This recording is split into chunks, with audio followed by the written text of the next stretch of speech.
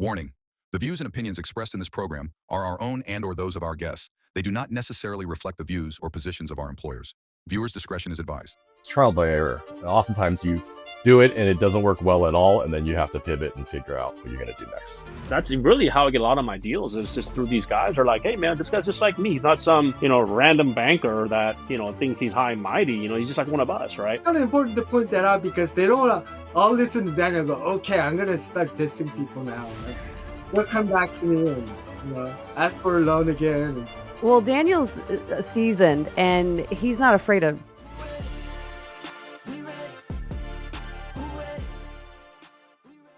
He didn't want to be on. That's the real answer here. He doesn't? I mean, I think he's really at a bingo hall, dude. Is what I'm thinking. It's really shady. Does Andrew have a bingo problem? He's just saying that because he thinks he's old as hell. Hey, yeah, exactly, dude. You got probably Wednesday bingo. What time is it? 10:23. He's probably eating lunch. I'm kidding. It's 1 p.m. here. Well, it's 1:30 here. Yeah, that's dinner time for him. For that early bird special over here. Hey everyone, welcome back to the BDO Show, a podcast for BDOs by BDOs. My name's Emily Detor. I am your host today, and I'm joined with my fellow co-hosts. We have Andrew Chong, Daniel Park, and John Chung with us. At the beginning of each episode, we're always going to remind you to like, subscribe, and send your topics and suggestions over to the BDO Show at artofsba.com. Okay, BDOs, it's story time. And no, I am not talking about the time Sterling tried to finance a zoo. You'll have to go back to episode 3 for that. I'm talking about the story that your borrower has in their head, and they may need that extra boost to finally get it onto paper. Rapid Business Plans is a known and trusted partner that can help them do just that. Whether your borrowers are working towards acquiring a business, starting one up, or expanding and making moves, within just a few short days, Rapid Business Plans will deliver powerful, fast, SBA and USDA ready business plans with projections and assumptions. If they need an export business plan for an ITL loan or a feasibility study, they have you covered there too. We know this process is not a walk in the park, or should I say zoo. Let the Rapid Business Plans team take some of the wild out of the process so that your borrower's vision and passions can come to life. For more information or to get acquainted, email Bethany McClellan at bethany@rapidbusinessplans.com or click the link in the show notes. Today's episode, we're going to kick off with a brand new, fun, exciting topic, and it's going to be selling execution and certainty as an SBA BDO. I know these guys have a lot to say. I do know the last time that we all spoke, we heard you guys say that brokers do business with you guys because they know you can get the deal done. Today, I kind of want to dig into what that really means, and then what is it about execution and certainty that makes or breaks you as a BDO. So when you hear the phrase execution and certainty, what does that mean to you in the SBA world, John? Well, it all comes down to closing deals, right? I mean, when it comes down to it, kind of on some of your points that you're talking about, why do brokers or referral sources do business with me? I think it's because I don't overpromise and underdeliver. I think it's really important not to do that. I think a lot of people do that in the world, our BDO world. They promise something and then all of a sudden becomes an issue because they can't come through with it. So I think it really comes down to closing the loan when it's all said and done, and collaborating with, closing and underwriting, making sure we're all on the same page. DP, what do you got for me? I kind of basically what John said, but also at the same time, getting to the finish line, that's one thing, but also really try not to bait and switch somebody, right? That's something that I really try to avoid.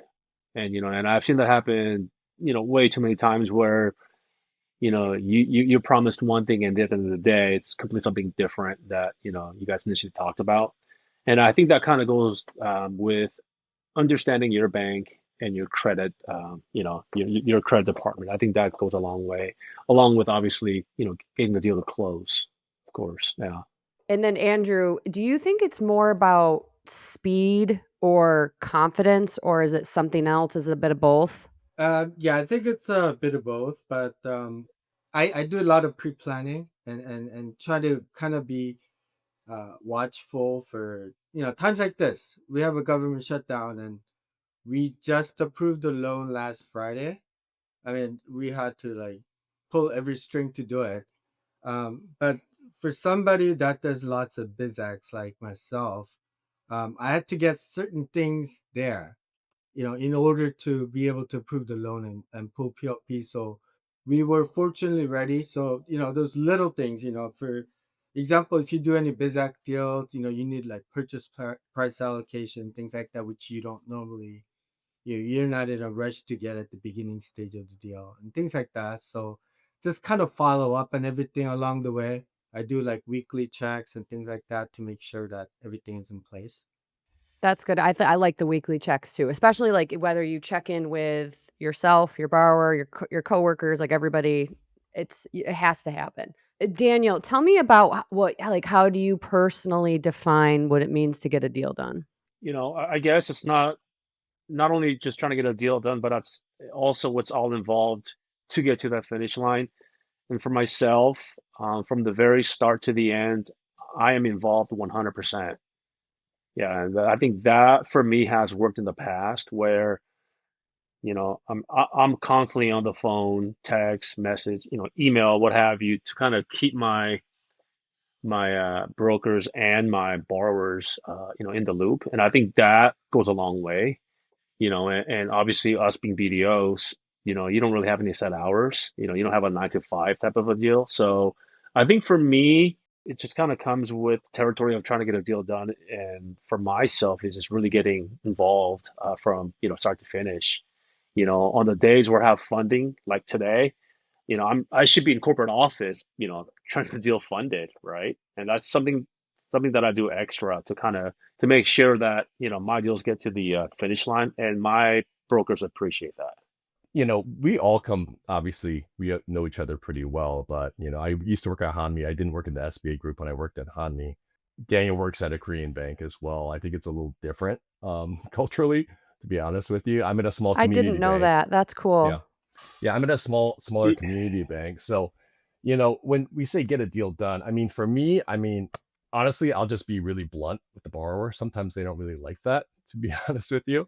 But I just try to cut through the chase because oftentimes they're trying to buy a building that's too big for them. They can't qualify. Or they say, hey, my financials look great. Get the interims, they look outstanding. They file their tax returns, are completely different. So I Hmm. try to, warn them on that side of things. If you want to, you know, get credit from a financial institution, you're going to have to, pay the price in a certain sense, right? You can't get your cake and eat it too, right? And I totally get about nobody wants to pay taxes. Trust me, I don't want to pay taxes. But the What's wrong with reality that? is, you talk to the master of avoiding taxes over there. So, I think it's just a little bit different. I've worked at Korean institutions. I've worked at more mainstream.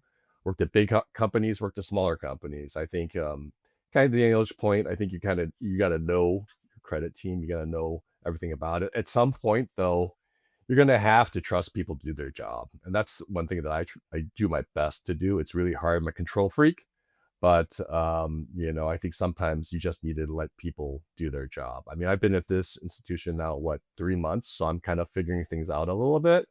Um, but, Daniel and, Andrew have been at their institutions a very long time, right? So it's a little bit different for me right now.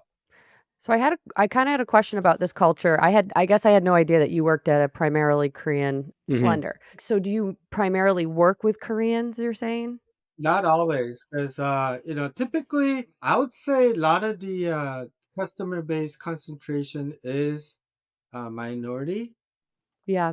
So yeah, of course there's Korean customers. It's a Korean bank, right, in Okay. LA. But there's we have lots of other ethnicity, like we have a lot of Middle Eastern customers, Indian customers, other Asians, other than Korean, Chinese, And Filipino, so that was kind of going to be my question was about the culture thing is, the way we communicate with different cultures is completely it's it can be different. I know what you're saying. Yeah, I agree. And this is actually my very first Korean bank I've ever worked at. But the funny thing is, Emily, I have zero Korean clients. Yeah. Zero.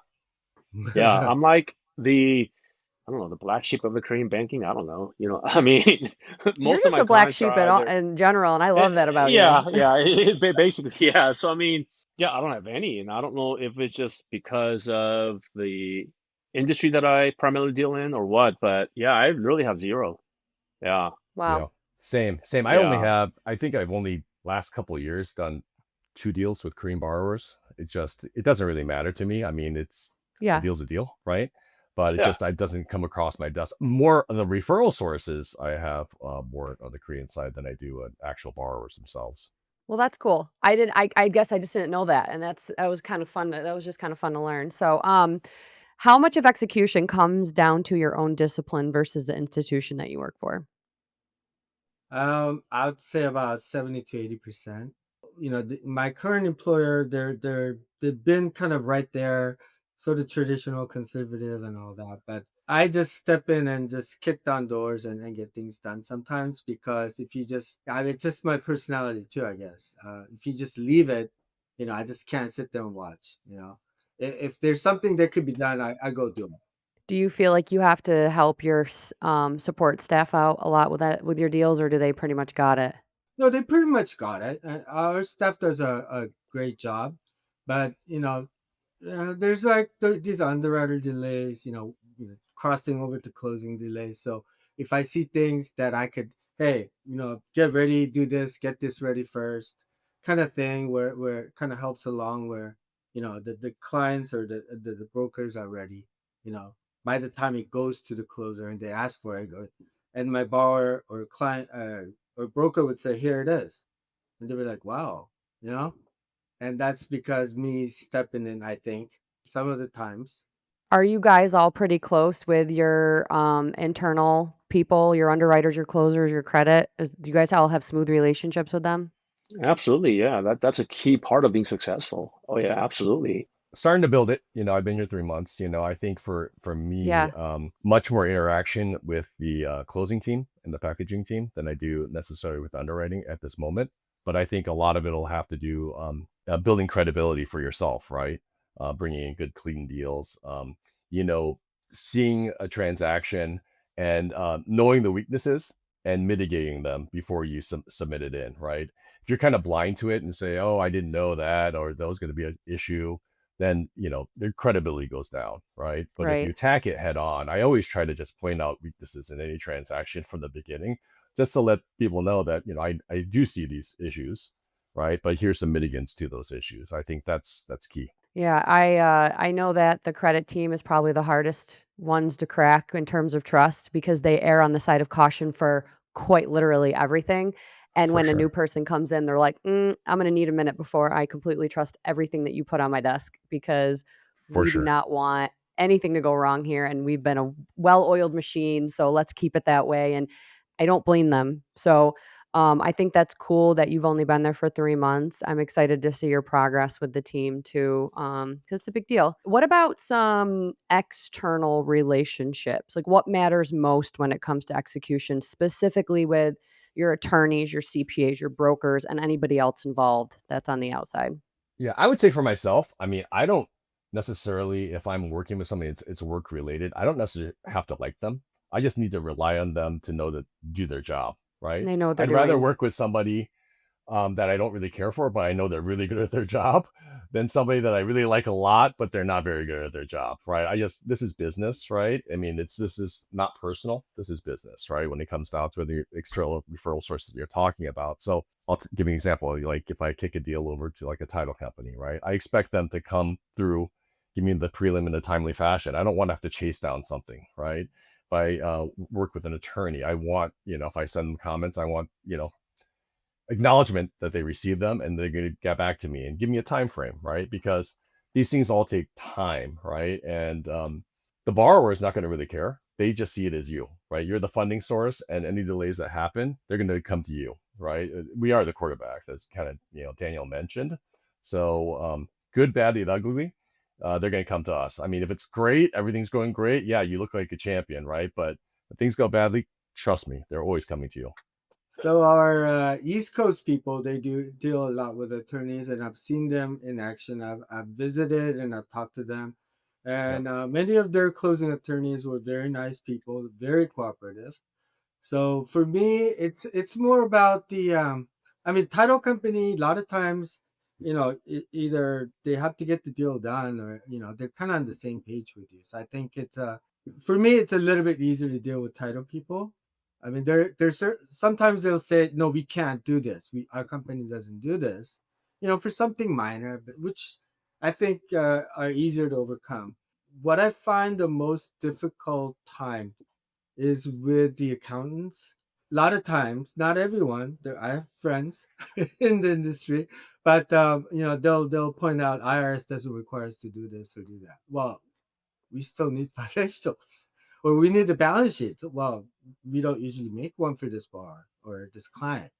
And I think for me that's the toughest part sometimes too. And then of course we're gonna need the borrower's help and all this, or the seller's help, to get some of those items sometimes. Does that ever struggle with your execution? Yeah, because if the financials don't come in for 2 months, then you got a problem. And I kind of see where this question. Okay, so for me, Hey guys, we have a special announcement for anybody involved in M&A transactions. Our partner, Peak Business Valuation, have put together a resource just for BDO Show listeners, and they're giving it away for free.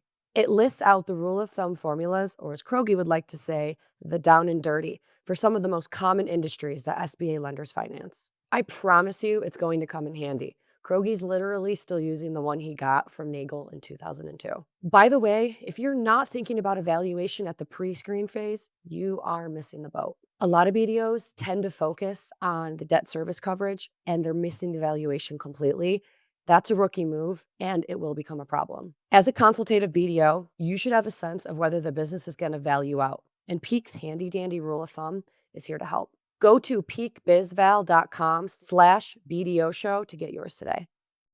I rely heavily on the brokers that I deal with, right? Because remember, these guys I've been dealing with for a while. So a lot of times they are the ones that got their own title, escrow people, the insurance, attorneys, what have you. So I really lean on them because at the end of the day, if the deals get, held up, it's also their reputation as well, right? So, couple a couple of my guys that I deal with, they like using, let's call it Stewart, right? For some reason, right? So then fine, we'll go with them. So it's almost like they come to me knowing, who their vendors are already, and I just kind of go along with it because I trust them that they're going to make the best decision to make sure that the deal gets done, right? So I don't really like to sit there. Well, we don't use this company. Let's go with this. I just kind of let it go with it because I trust them, right? And that's kind of like the way I, approach things when it comes to external contacts. Daniel's obviously been doing this quite some time. He does a lot of volume, so I'm probably a little different when it comes down to that. If I get a referral and they send it in to me, I want direct access to the borrower, and I want to just deal with that person directly. To be honest with you, it just makes it easier for me. It's just a different style, right? Daniel's built up all those referral sources over the years, and he trusts them, right? And that's great. I do like the fact that if a broker has somebody they want to pick, that's great because if it goes badly, you picked it, right? It wasn't me, right? But I work a little bit differently. I've tried to get in with the borrowers directly and just, I'm a little old school. If it's close, I'll try to go face to face and meet with them as much as possible. But I do nationwide lending. Sometimes it's not available to do, right? So it's a little bit different when have somebody on the East Coast that I'm dealing with. But kind of to Andrew's point about talking about attorneys, I mean, depends where you're doing the deal, right? Some are attorney states and some are not, right? And it's a whole Mhm. different layer that you have to deal with, right? Because it's just different. I mean, we're going to be doing more 504 lending in the future, and finding CDCs in certain states is challenging. And relying upon them is even more challenging, right? So I think that's another layer that you just get with experience and kind of doing. And it's trial by error. Oftentimes you do it and it doesn't work well at all, and then you have to pivot and figure out what you're going to do next. So let's kind of give some of these new BDOs advice here. Like what can, or even some that are seasoned, what can every BDO listening do to sort of strengthen the certainty that they provide in their market? I think every new or young BDO is a little bit more I don't want to say jumpy, but they're more excited than maybe some of us seasoned ones. I'd like to, and this is what I tell a lot of the newer BDOs that are, some of them are, pretty famous in the industry now, and they're pretty successful. But I've given these people advice and just kind of tell them that a lot of them have been underwriters, so just don't forget your roots, right? And keep your cool and just kind of be steady about it instead of being too eager to finish the deal. And that's what I've told a lot of these new I guys. like that. Yeah. Yeah, just don't get too high or too low, right? I mean, I think, I see, and myself included, right? If you lose a deal, you get really kind of down about it. If you win a deal, I try not to get you up because, you're only as good as your last deal, right? So, I think you gotta kind of stay steady and just realize that there's gonna be some ups and downs. And the thing that is the best to kind of mitigate that is just to have a lot of different opportunities at a time, right? And diversify in who you're dealing with, your referral sources, and types of deals you're doing. And I think that kind of helps mitigate losing everything. You can't just bank on these 3 large deals. This is going to be my year or whatever it may be, right? Because it doesn't usually happen that way. And Daniel, I know that we're even at the BDO retreat last Hmm. January, we were around a lot of newer BDOs, and Yeah. um, it's nice to see fresh faces in a room full of seasoned BDOs. And Right. so whenever they chat with you, because obviously you've produced 100 million before, and you're probably going to do it again. What do you say to them when they talk about their reputation, or do they ever come up to you and ask you questions and sort of try to pick your brain a little bit? Yeah, I mean, the thing that I do get a lot, and I'm very, I don't know, appreciative of them is, they wanting to find out more about my successful career here at, doing SB loans is, what do you do different? That's always something that I get, or, yeah, that's really what it is. What do you do that's different than what I'm doing, right? And to me, I probably do the same exact thing they do anyways, right? I mean, everybody stays up late or answers their phones, text, whatever it is. But I think the key factor for me, I guess, is just the way I approach my brokers or COIs, if you will, right? And I think I treat them more as like a friend or a buddy, right? And to me, people that I gravitate to are people that are we have a lot of common interests, right? And that's kind of like how I get to earn their trust.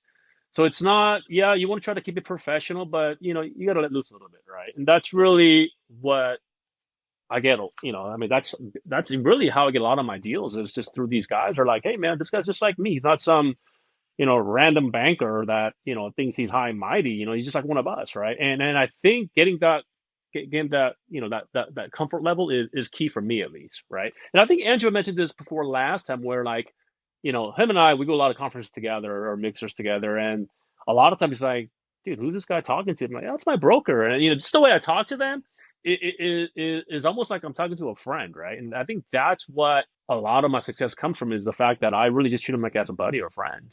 Okay, where Daniel is, I want to compare him to being a Yoda. Okay, a lot of these young Jedi's, they can't just jump to being Yoda. They need. So I know he likes to emphasize that's his key, but I think there's a little bit of a build up stage. I just want to point this out because I think it's true. Daniel does a great Yeah. job Yeah. being where he is at that level, and not only the volume level but the comfort level and then the relationship level. And he can afford to say, hey, I work with so and so, and we all do the same thing. Why don't you just keep up and do this or something like that, or to that effect, where young guys or newer people, they can't spit out stuff like that. I mean, they'll get kicked. I They get think kicked. it's kind of important to point that out because they don't want to all listen to Daniel and go, okay, I'm gonna start dissing people now, and then they'll come back to me and ask for a loan again, and it's not gonna It happen. it So. yeah, it does take some time. Yeah, no, I agree with that. Yeah. Yeah. I mean, when you're Well, younger, Daniel's seasoned, and he's not afraid of it. And so you got some of the new BDOs that are like little bit of butt kissing that they have to do, and you're like, yeah. oh, it's okay. I know everybody had to do it, but I also I realize a lot. The 7A is what it is. This is the program. It's the person. It's the BDO. It's Yeah. the type of person that you are selling this product and how you I treat it I and how I I you think so. Because remember, banking is a people business. Remember that, right? Yeah, I think when you're younger, when I first started out in this, I think you'll kind of just deal with anybody, right? Because you just want that Yeah. deal, right? You want that deal. But then as I think as you get older and more mature, I think you start trying to work with people that you're kind of a little bit alike, or at least you understand pretty well, right? Because you Mhm. kind of become choosier about who you deal with because we work a lot, right? So you want to work with people that you like because you're working a lot. But when you're younger, I think you're kind of just dealt cards, right? You just have to deal with it at that point. But I think it's a little bit different. I mean, I am managing people too, so it's a little bit different, right? I think the old school way that used to be, and you guys correct me if I'm wrong, it used to, anyone would have a team and they'd have younger people on there and they just kind of learn by like osmosis. They just be watching and so on and so forth. Now it's a little bit different, right? Because some of the older folks, they don't want to do that. They don't want to help people on that side of things. They just kind of want to do their thing and they see it as competition. I'm a little old school. Like I like that, the integration, but nobody on, these days, it's tough, right? 504 volumes down, 7A business is down as well, right? It's getting much more competitive out there. So I think now it's just kind of the hustle. You've got to work hard, you've got to show up, you've got to be there. You got to answer it. Like everyone does kind of the same thing, right? We all answer our phones all the time. We all get back on emails all the time. I think it's just tempering expectations and following that timeline is really important because people, you get a broker that's just on your butt all the time, like, look, give me 3 days or give me 2 days for whatever it may be, and I'll get back to you. That way, that makes them feel good. I mean, we all get the calls on the weekends. I mean, what can we really do on the weekends? But just listen to that person and kind of be a psychiatrist, right? Yep. But the fact that you answer is important because they want to hear that first thing Monday I'll take care of it, right? So our world is completely changing, right, from day to day. So you just got to adapt and pivot quickly. Yeah. For me, the key takeaway there is osmosis. Daniel Park with Uh, his one-liners. Yeah. Osmosis. the Yoda come out was a mistake, man. I've never heard of osmosis used in a sales type of a sentence. That's a good one. Yeah, osmosis and avoiding taxes. You've heard it here first Yeah. from Daniel Park. That's right. Being friends with everybody. Being friendly. That helps. Oh, that helps. Yeah. Guys, thank you so much for being here with us today. It was an awesome episode. I know we got some more coming up. So anybody that wants to subscribe, or send your topics and suggestions over to this group specifically, send those to the BDO Show at artofsba.com, and we will see you next time.